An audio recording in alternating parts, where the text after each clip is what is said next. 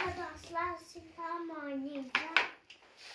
Bugün arkadaşlar bakın silahım var. Hem de değişik silahım vardı. Kaybolmuş. Arkadaşlar. Limon da bizim yanımızda. Kapım var. Bakın arkadaşlar.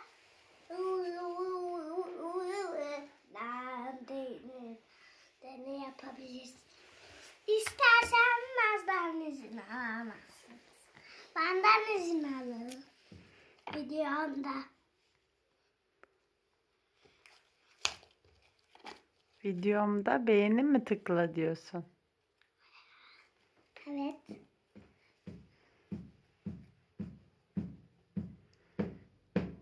Merhaba arkadaşlar. Silahımı oynuyorum. Ay, düşeceğim ki.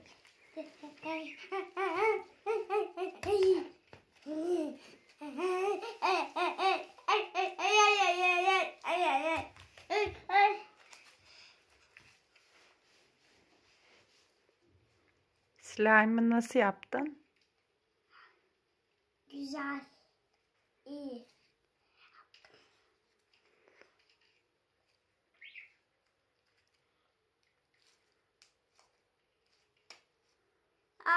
Elim yaralandı.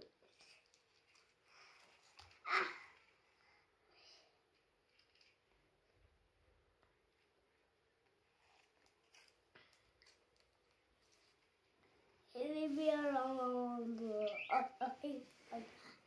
Ay.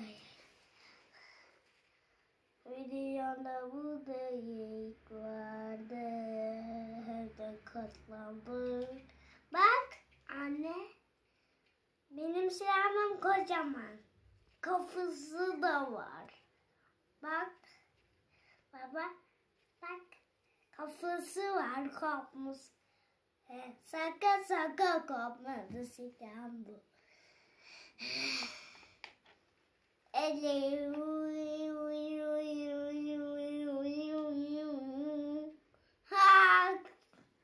Gene kafası yol. Bak yol yaptım buraya. Zıp zıp zıp zıp zıp zıp. Kapatıyorum. Kapat.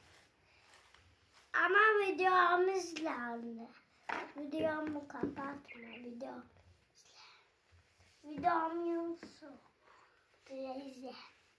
Videomu izle. Videomuzla.